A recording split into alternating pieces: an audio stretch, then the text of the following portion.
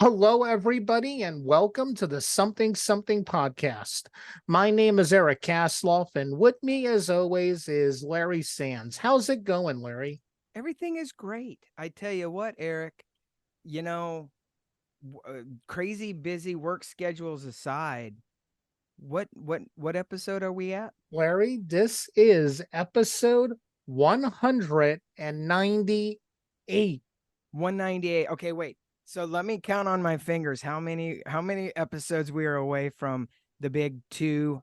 Okay, let's 200. see you do it. Come on. Okay, ready? 1 1. We're one away, right? Or No, 2? no, no. Larry, no, 3. you wanted to use fingers. You were using your thumb. A thumb is not a finger. Oh, 1. One 199. more. Now, one more. Come on. 200. There you 2 go. away. There you go. All right. All See, I right. knew that Elmo teach me to count would work. I love Elmo. Elmo's great. Elmo, growing up, Eric, obviously when you grow up, there's so many ways to learn. And Yeah.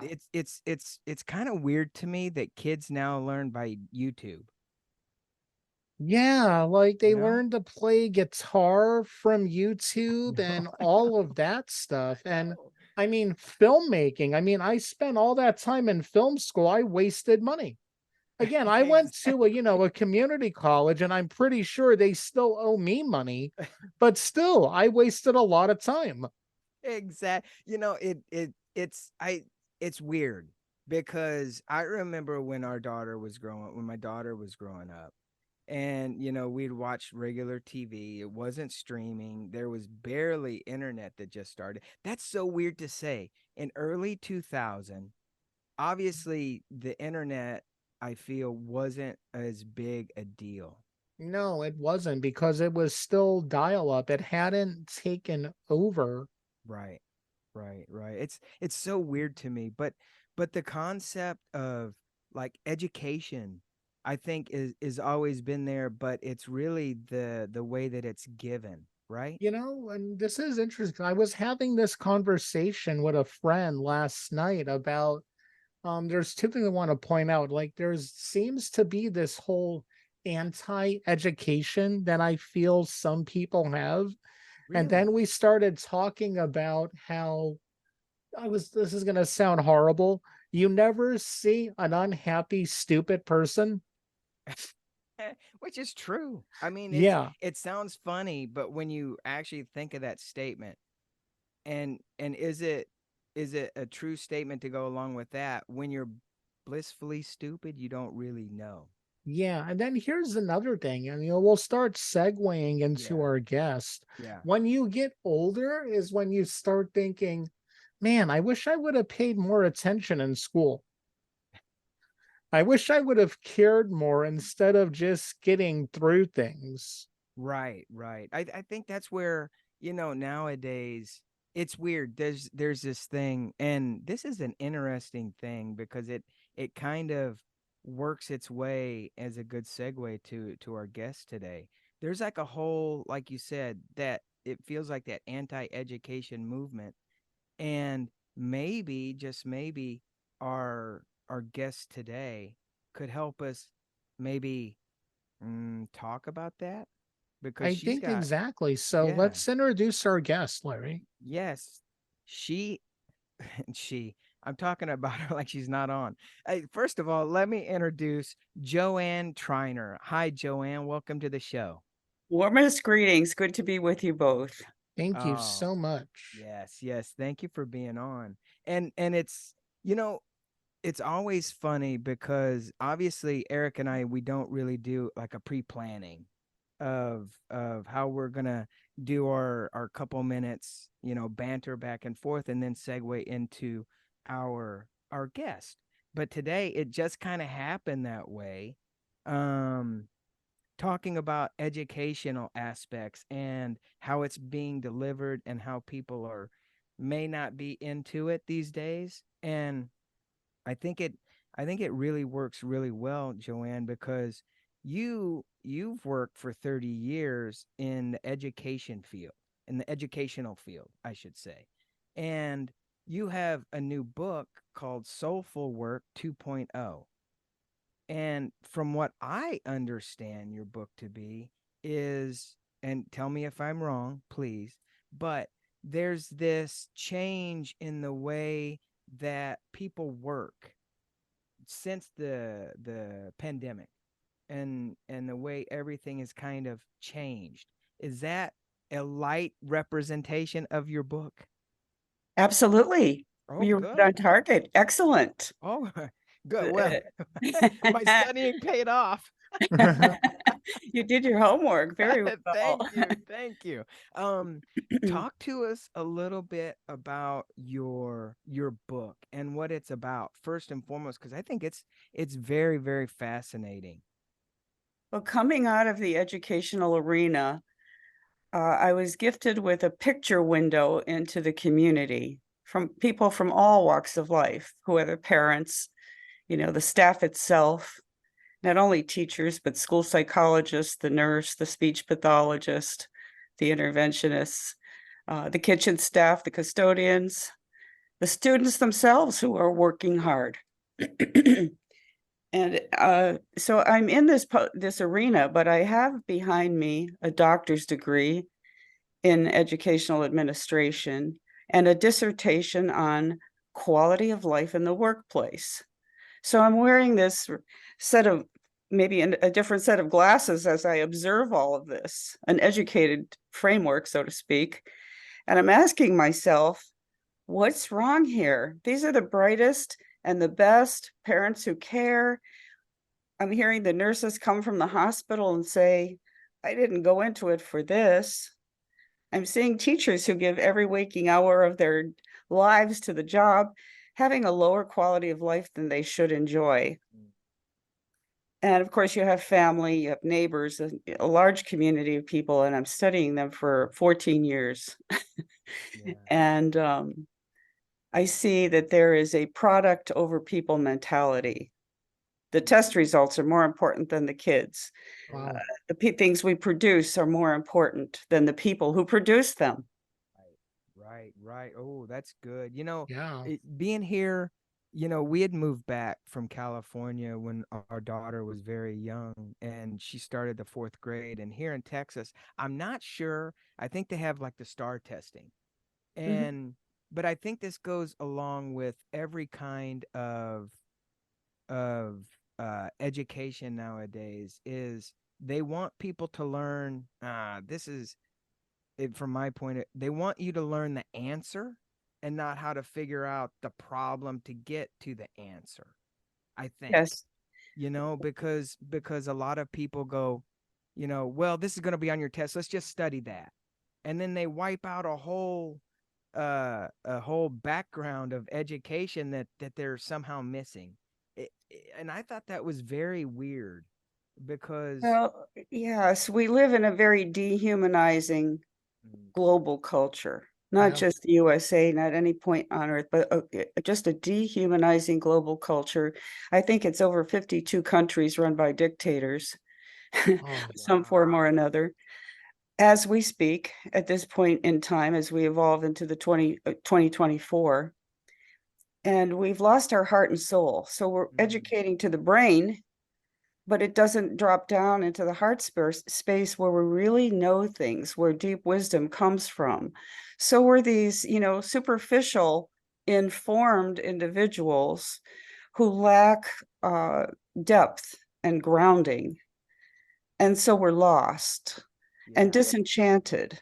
yeah. So yeah. employee disenchantment is one of the largest unresolved sociological issues of the last 2 centuries of labor history. And it impacts the economy to the point of $7.8 trillion in lost productivity. Jeez. So just from the viewpoint of economics, we're in a place where we're being financially or monetarily wasteful, not only of money, but more importantly, wasteful of our own precious lives and our own precious giftedness that we are awaiting and dreaming about giving the world. and especially young people. And then when they don't have that opportunity to humanize and be creative and be free to offer their gifts to the world, they are quickly disenchanted, demoralized, depressed, suicidal, superficial in terms of they can't find that grounding and that depth. So I wrote from a place of the heart, a place of compassion for all the hardworking people, your viewers, and all of us, the two of you, myself included, who work so hard, and we're not flourishing the way humans ought to. The beautiful Harvard University is doing a human flourishing program right now, the largest ever done worldwide, a global study.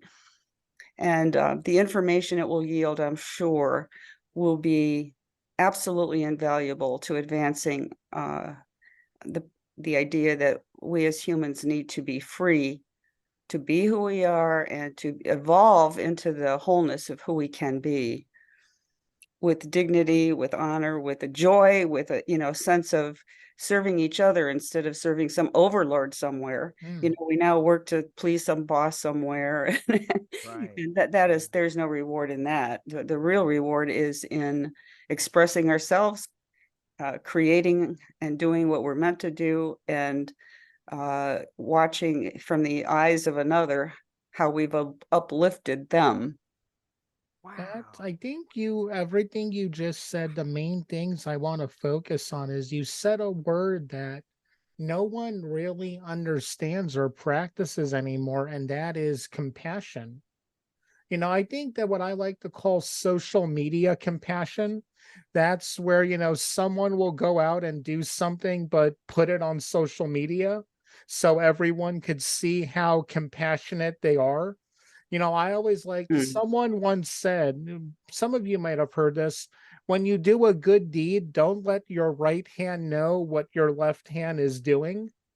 And then near the end, you mentioned again how I think, yeah, it all comes down to compassion, and we're not really letting people be themselves. And a lot of times with school, I'm not saying all schools, but it's this manufactured thing where we're taking kids, we're not teaching them the basic things they're going to need, like how to pay taxes, how to do all these other things, but we'll teach them world history, which is important.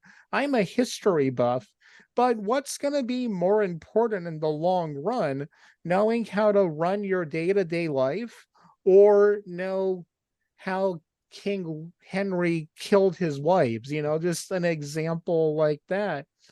And Daniel, you said when it comes to the workforce, people don't understand how important everybody in a business is to the business. I was an usher at the El Capitan Theater in Hollywood for a while. And, we talked about how you can go see an awesome movie. The movie could be great. The theater could be perfectly air conditioned. But if the usher is rude to you, because the boss is making them work extra hours without overtime, and on the way coming there, the guy at the gas station gave them an attitude, that that one thing where the usher wasn't nice to you destroys everything and destroys your view of the company. Yes, you could not have said that better. There's a difference between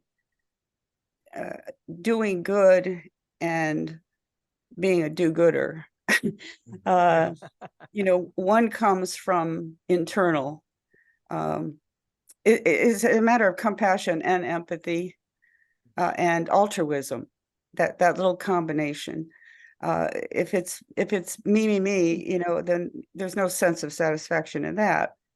The giver's joy is watching that response come back from someone.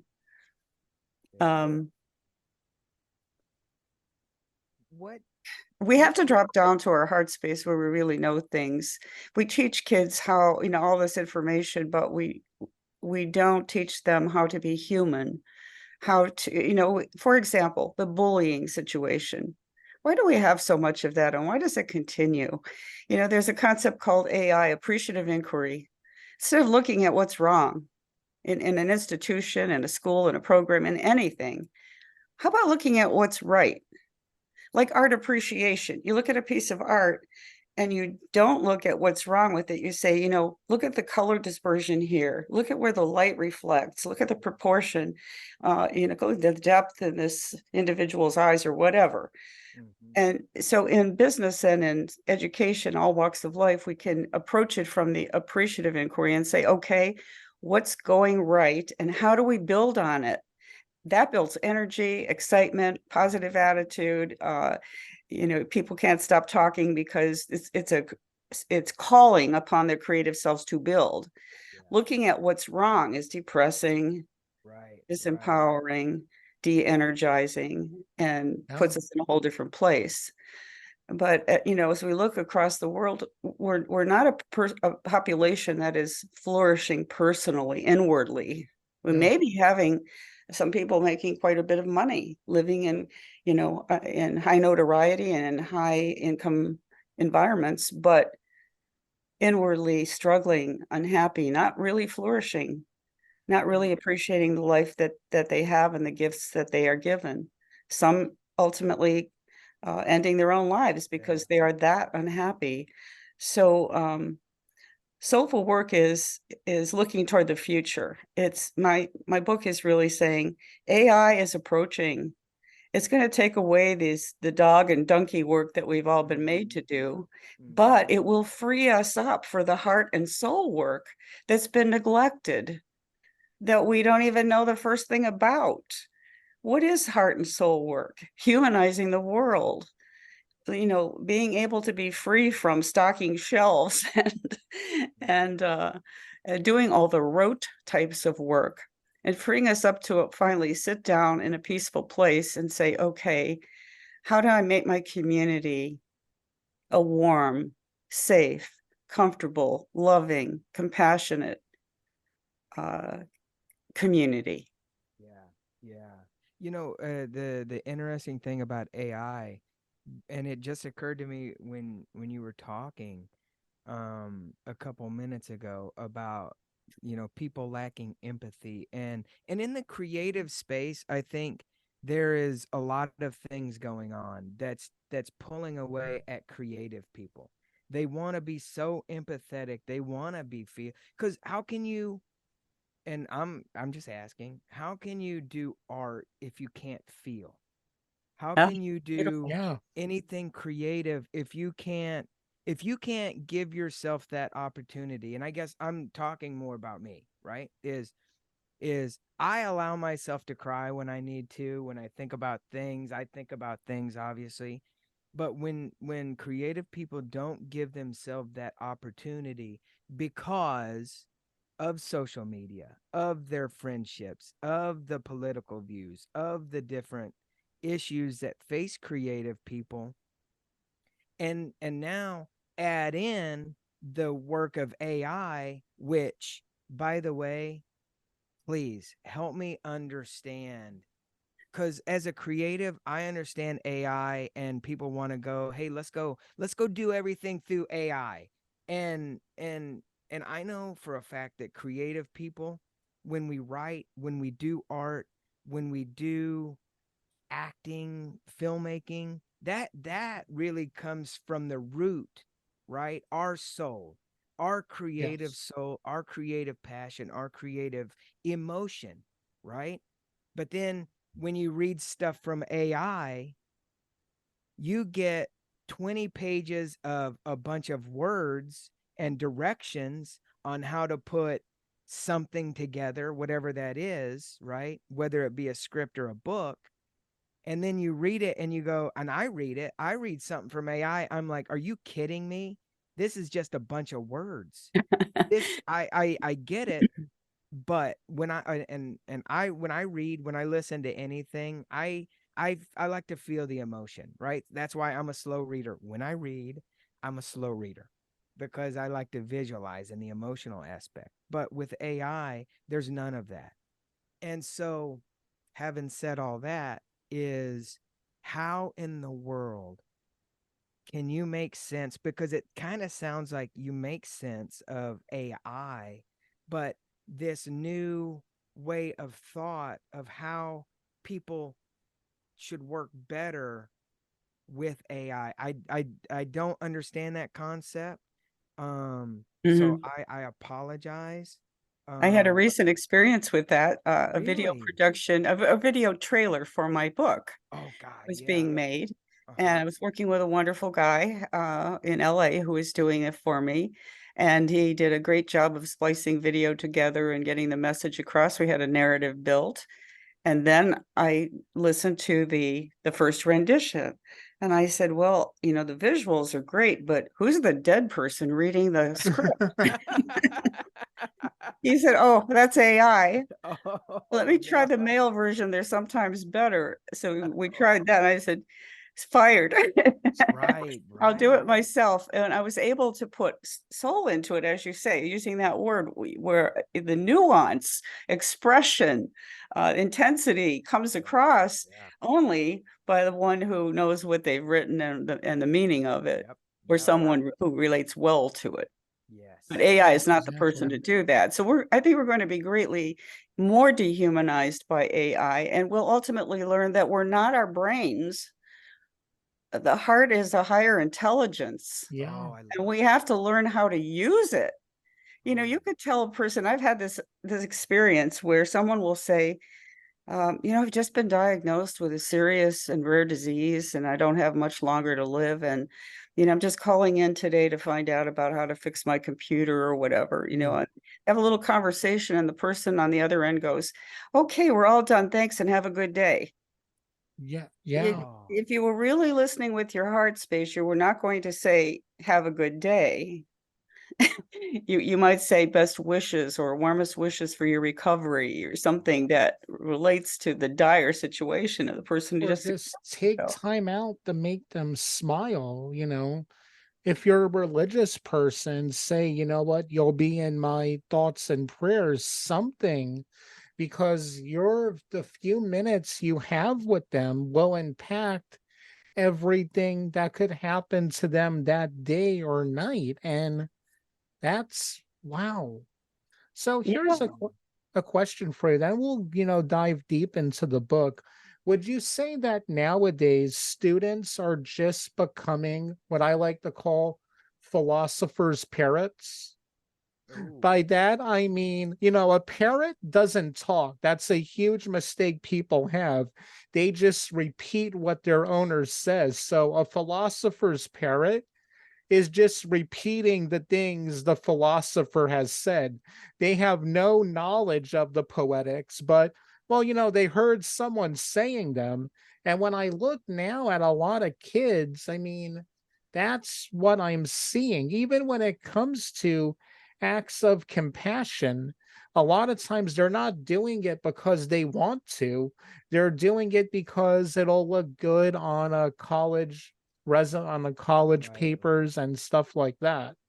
Now, Jo-Ann, before you answer that, I just want to say that was a question mic drop. So from here on out, I'll be asking no more questions. That was a good question, Eric. Wow. Good That observation, too. that's a deep and important question. Thank you for posing it. Um, And also in the workforce too, it could apply to anything. yeah, well, we are victims of our environment. We're the products of our experiences. So we only know what we know from other human beings, and we're like a rolling stone gathering moss or a snowball coming down a mountain, just gathering what's there. And we've tried to teach children, at least during my tenure, to be independent thinkers. But there's a recent author, and I can't think of his name right now, who wrote, "We don't even have free will. We're so conditioned by everything around us, by all the ads, the you know ways we've always done things, that we hardly emerge from it. We certainly do. I believe we certainly do have free will at the end of the day, but Yeah. we we're lost in terms of emerging from the the teachings, the doctrines, the way everything's been done. But wisdom comes from living, and wisdom is different than philosophy. Yes. And so, some cultures respect elders because they have made a lot of mistakes, and they have learned by sweat, pain, tears, and a lot of mistakes what works. And we don't, at least in the U.S., honor elders in that way. Not at all. You Not at can learn all. a lot from a man who's homeless because he made Wow. mistakes, and he has things to tell you that if he had to do it over, maybe things would, he would have done them differently, or maybe he didn't have the breaks. I mean, you have to look at that whole scenario with compassion as well. Why does the civilization have this? The undereducated, the disinterested in education, the disinterested in work, disinterested, the new generation wants nothing to do with a boring job. And yet these are some of the smartest people. Yeah. Why are politics only open for the very, very wealthy? Why are they not open for the very, very gifted who are in every environment? Yeah. We all know, as a principal, I saw the callings of children. They're visible from very young. Somebody has jazz and music in their bones. Another one wears a velvet glove and is such a campaigner, wants to be school presidents, giving out handshakes and putting up posters and just loving it.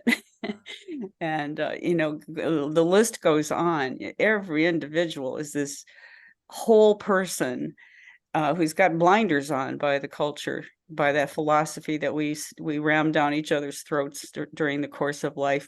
And all of the chaos and confusion, conflict and war comes from our living in our brain where we think we know anything. We're living in the conditioned brain, and we're digging in our heels because I believe this and I believe that, and yet we don't know the beliefs around the whole circle, that we are all brothers, we are all one, we are all the same. 100%. Yes. Man, Jo-Ann, there is so many things to cover and so many questions swirling around my head. I can't imagine your book and how you managed to sit down and put everything together in a book. There's so much to consider and think about. Okay, I guess the easiest answer is, how did your book come about? How did you decide to write your book? Do you remember now here's the interesting The question aha I'd love to moment. ask. Yeah. Do you remember where you were at and the moment that you thought, I am going to write this book? Do you remember? The book was writing itself from the moment I was born. No. It's a full circle book. It grew and grew like porridge, just keeps pouring over the top. I was born and raised in a Catholic family. They even had a couple of nuns in the family, and I'm in a Catholic school, and I'm an A student, and the nuns are saying, you have a calling. So, with all that conditioning, with all that, history behind me, I enter a community at the age of 17, started my adult life in a convent. Wow. And I'm living in this monastery type environment, grand silence, getting up at 5 a.m., lots of serious prayer, retreat, service, teaching, learning, just observing, just being, learning how to be quiet. And it was not a place where we had a lot of political or any kind of conditioning going on. It was prayerful. It was sitting in your heart space and listening to the silence to find out what this moment speaks to you about. So anyway, I'm there.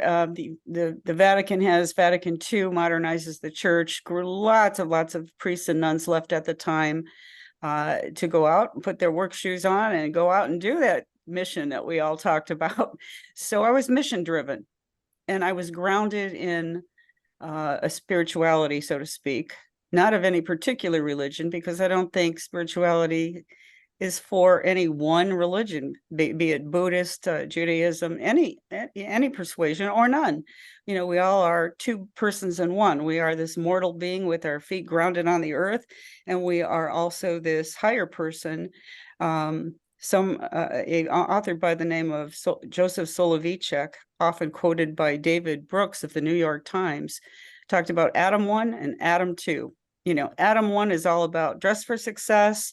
Here I am, a physical body with feet and hands. My hands will do the work. My head will do the work. That's Adam 1, all interested in career success and advancing himself. Adam 2 is interested in advancing others. He's more higher evolved. He is a person of more of a spiritual nature, who has this compassion and caring and altruism and advances in that way.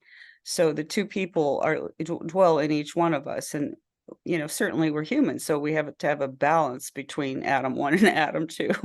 Can't live entirely in. And so in the work world, it used to be dress for success. You know, make it or fake it or make it. Right. Yeah. Fake it till Yeah. you make Fake it. it till you make it. Yeah. And that's very superficial. It doesn't last. But anyway, to answer your Yeah. question, how this book evolves. So I leave the convent and I get a job in public relations, and I'm working with the ticker tape and different projects coming into the place. And I was trained to be a teacher. So I eventually ended up in education. And I had parents who had a huge work ethic. Everybody around me, it came from my generation, they had huge work ethic. All they did was work. Yeah. And I'm watching that too. And I'm just, internalizing all of that. And then I'm in doing the dissertation on quality of life in the workplace. So that's adding moss to the Rolling Stone. And then in the course of time, I was director of curriculum, writing the curriculum for 6,000 kids. Wow. And thinking to myself, there should be more than this. We should have a curriculum of the human person, the curriculum of how to observe giftedness in ourselves, how to observe giftedness in others, how to identify our personal vocational identity. Who are we from the inside out? We don't have I could go on that topic forever, but to answer the question, I then I'm in a school with 650 kids and twice as many parents, no backup. I mean, all the responsibility falls on one person in that environment. And it's like a qualitative study of 14 years, adding to the list. And then I form a small company called Soulful Work Limited Liability Corporation. And I set up a website and I began to connect with an audience. And one day I was in contact through that website with Dr. Stephen G. Post, who is a medical doctor from Ohio and a professor. He was a professor at Case Western University, who went on to Stony Brook University, where he heads up the Renaissance Center for Compassion in Medicine. But he is also the president of the Institute for Research on Unlimited Love, which is founded by Sir John Templeton. It was his charitable arm. And it deals with this very topic of, why are we here? What's our purpose? What are the big questions of life we can answer about altruism, love, caring, compassion? And through Stephen Post, I was encouraged to write this book. And I did. I began to write it, and it comes full circle from, the very beginnings of my 17-year-old person who enters a convent, goes through the educational arena. And I was always a reader, a researcher, and very much of a writer. I love to write, and I love to do deep think. And I love to be a departer from the norm in terms of any kind of doctrine or philosophy or, how shall I say it? Out of the box thinker. Yeah. but I believe in what I have here because it's written for relief from the agonizing, let me call it the miserable misery of work that we've imposed upon each other. Right. To force that is to squelch all creativity. And when you're around kids, you see beautiful innocence and great giftedness and so much potential. And then you watch it squelched and go nowhere. And you could talk about the trillions of dollars in lost productivity, but it's incalculable loss when human beings, your child, the baby you brought into the world, the family that you birthed into the world, not prospering because of how it is. So I'm calling for a radical rethink of the way we work. We started with the first industrial revolution where farmers left their fields for their first jobs at the conveyor belt. And pretty soon the pressure was on. Time management studies, how many widgets can we make in a minute? Competition. And life was about, and one of my chapters has an old first quote from a Harper's Magazine back in the old days where, life was about having a job. Not having a job was doom. It was all of it. I mean, think about Charles Dickens and, some of his old works talked about the workhouses and how it all was all around the world. So we're entering a new age, and I think it's exciting. If we can let AI do the dog work and we can do the heart and soul work for which we were born, then we have creativity working for us. Then we have compassion working for us.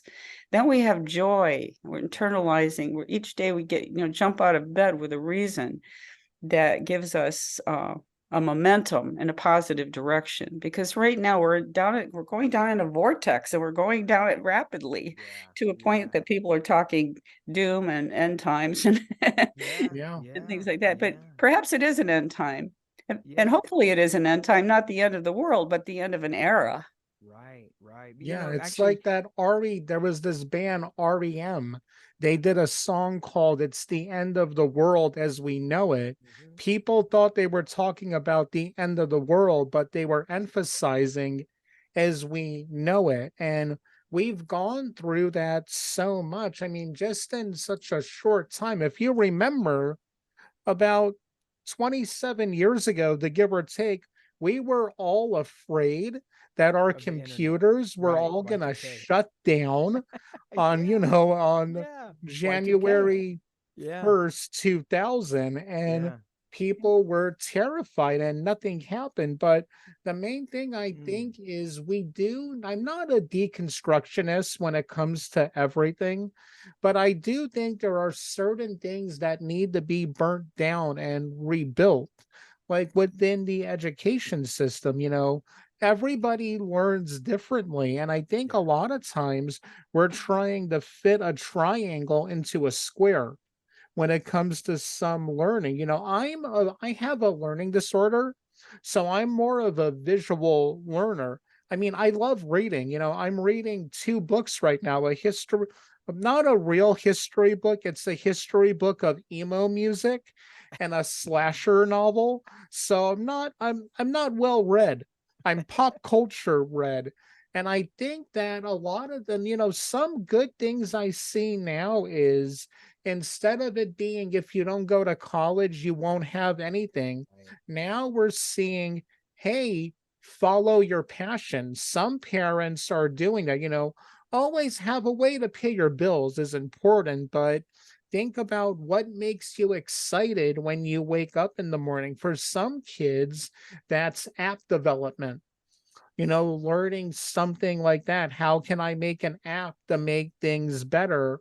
Or, a lot of times now, the arts, yeah, schools aren't funding it as much as they should, but kids are doing it themselves because technology is democratizing all of that stuff. But here's the 2 questions I want to ask you, Jo-Ann. One, who would you hand this book to? And also, will you, after you answer that, if you could please read us something? But I want to know, give me 2 ideal people you would want to put this book in the hands of. Well, I wrote this book for anyone who is working hard and not getting the satisfaction they should, and for all the people who want to support them out of that quagmire. Hmm. So, for the people, hardworking labor force in the USA and around the world, uh, um, also for those who want to help them, which would be supervisors, leaders, entrepreneurs. There are many people now, entrepreneurs coming into consciousness, green entrepreneurship and conscious entrepreneurship, where they really want a departure. And it's real hard because we're talking oil and water here. We're talking about the way it's always been and the way it could be. And the two of them are so separate that it takes a real, takes courage, takes leadership, it takes will. And sometimes where that emerges from is pain and suffering. And you talked about yourself. We're all gifted in some ways, and we're all in a deficit in some other ways, each one of us, and it's all very personal to us. There are some things I can do extremely well, and some things I'm in kindergarten in. Same with me. We're Yeah. we're all in some semblance of that mix. So my hope is that the book is going to be um, at least read in, because each of these chapters can be read individually. They don't need to be read in sequence. The book doesn't have to be read in totality. Each and every chapter speaks to a topic that relates to the whole. Wow. And while you're looking for a good section, I I am. should say that Maybe the introduction, that always works well. yeah. And you know what? Life takes courage. Being any entrepreneur, small business owner, even getting up and go to work these days takes a lot of courage. But living just to work and not really living, that really is. And Eric, you and I were just talking about this even before Jo-Ann, you came on the show. There's a lot of stuff that I want to do personally, but I find myself just work. And and I said, work's not a bad thing because it's there, and getting monetary compensation for the work certainly isn't a bad thing. And it's not like I'm out there breaking rocks or digging ditches.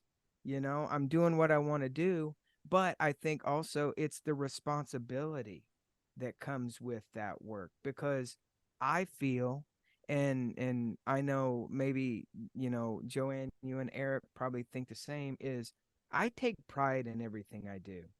And I want somebody to look at their project that they give to me and Eric collectively and individually.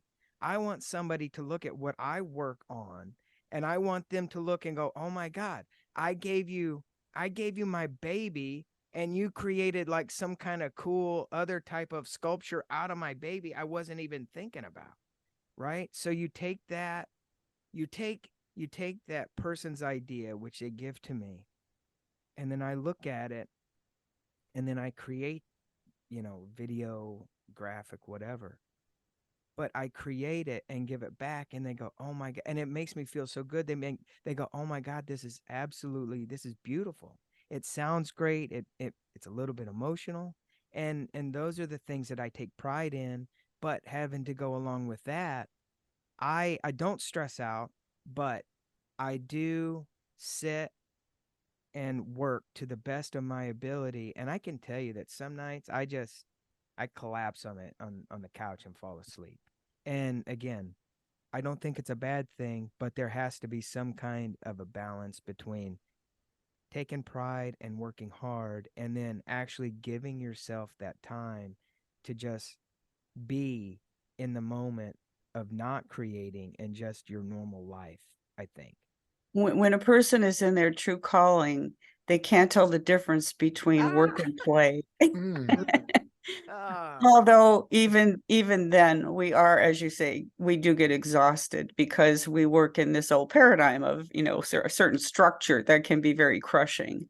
And this is an all or nothing deal. We can raise consciousness one person at a time through channels like this, which is a marvelous thing. But in the end, real change means we have to do this together. Employers, employees, right. parents, Yeah. kids, your community leaders, this is a thing we accomplish together. I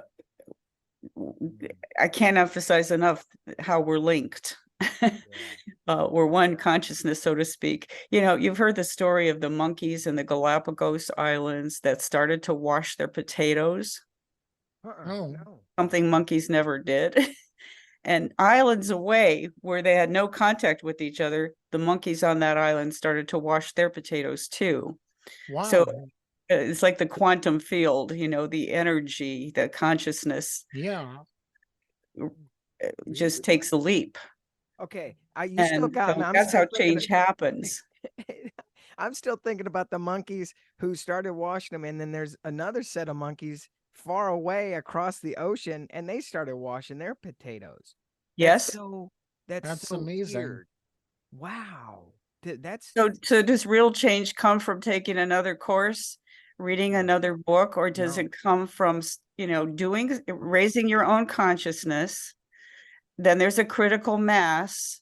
That energy is powerful enough to translate across an island, a continent, a globe.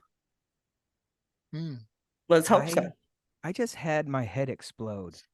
I'm sitting here. This is the and- goal. And you Yeah. nobody can see. Obviously, this is audio. I wish we had the video, or we may put it up. I'm holding my mouth. My mouth is wide because it's not transcendent. And I know I'm keeping you from reading your book, but see, again, that's part of this.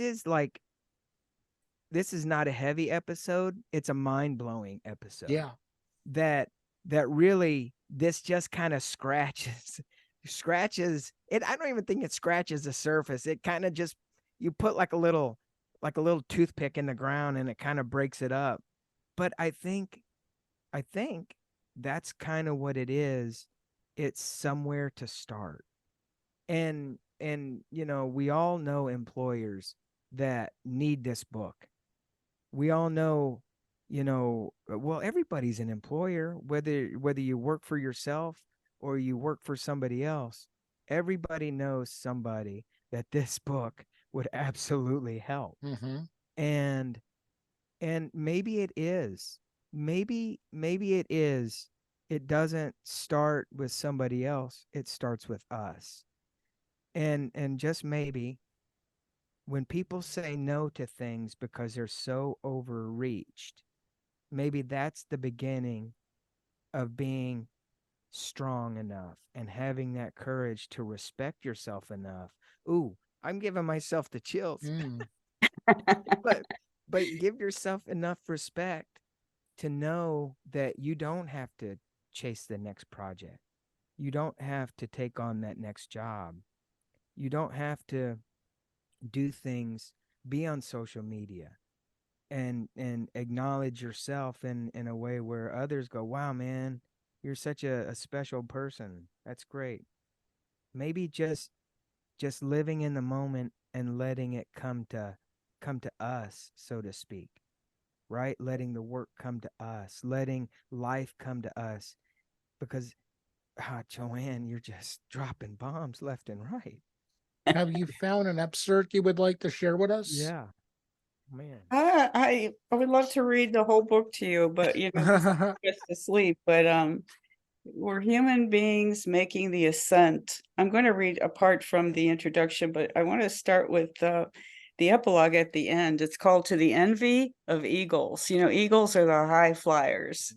Yeah. But back in 1862, Victor Hugo, who wrote Les Miserables, wrote, "In each age, men and women of genius undertake the ascent From below, the world follows them with their eyes.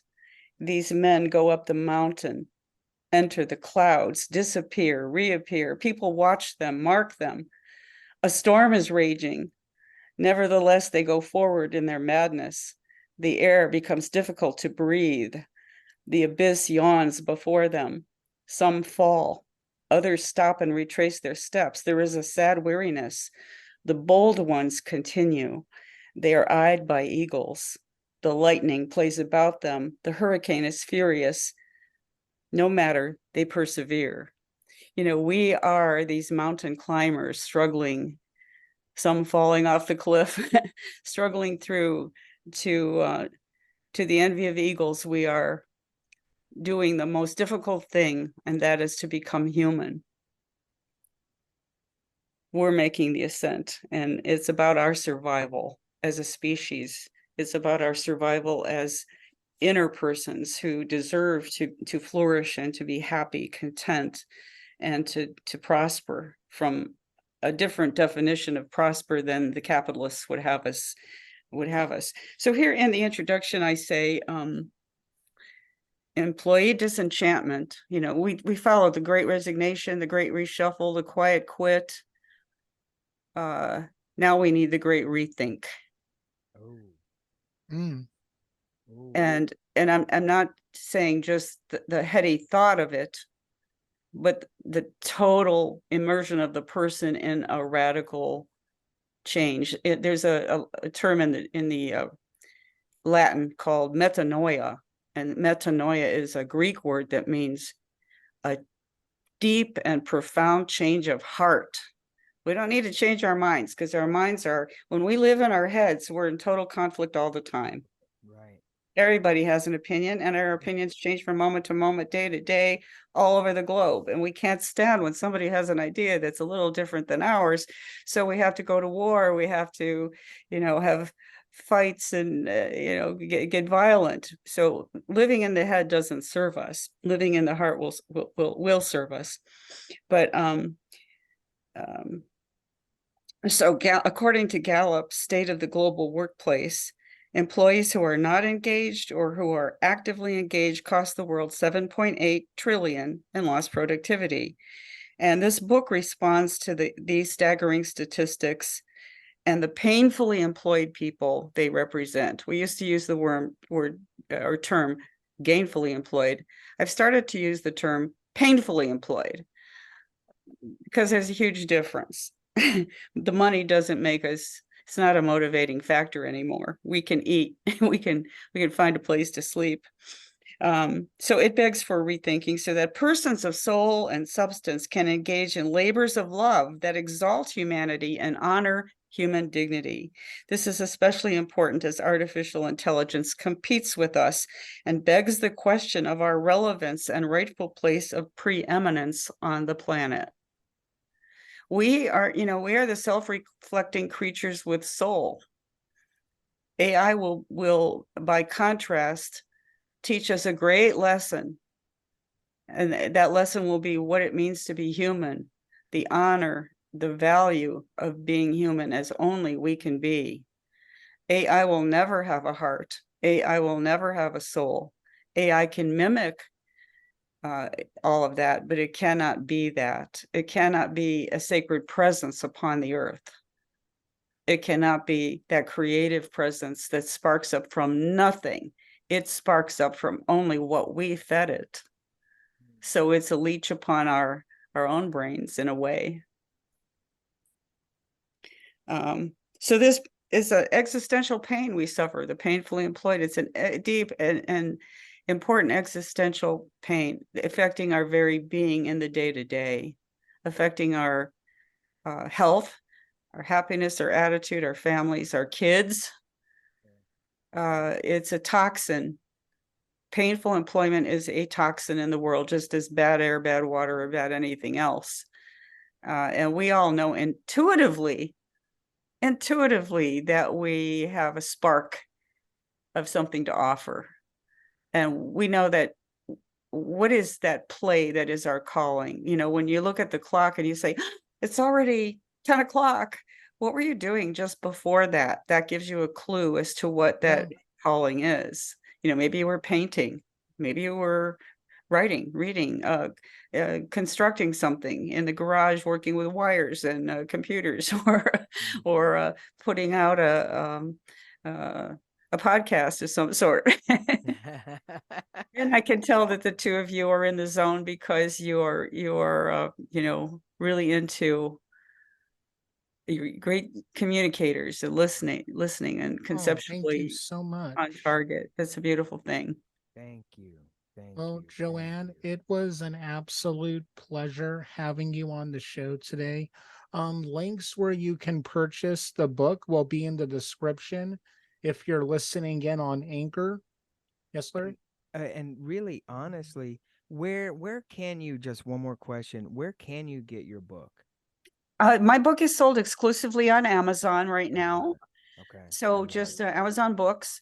Okay. Yeah, I do, my website is under construction. It was hijacked by some third parties recently, and it's taken me forever to get another one up. Yeah. But I am on the website of the Institute for Research on Unlimited Love.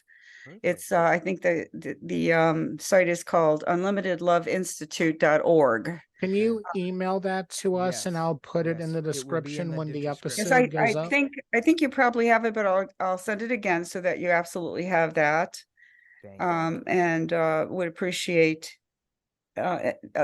persons buying the book, sharing the book, reading the book. You know, it's a book is a difficult thing today, but it's really important that we get it into the hands of the right people so that we can affect change. It will happen because we will raise our consciousness and Amen. we will pull ourselves through. Hopefully, it's an imperative, because if we don't, we're not headed to a good place. Yeah. Yeah. Such a Jo-Ann, pleasure thank speaking you. with both of you today. Thank you so much for having me on. Oh, Likewise. thank you Thank you for so being a much, blessing. Jo-Ann. It's Like awesome. we said, links where you can purchase the book will be in the description if you're listening in on Anchor. And everybody, one more time, Jo-Ann, thank you so much for coming on. And you know, right now, everybody listening, we just got to remember, especially in this day and age, what's going on in the world right now, support our troops.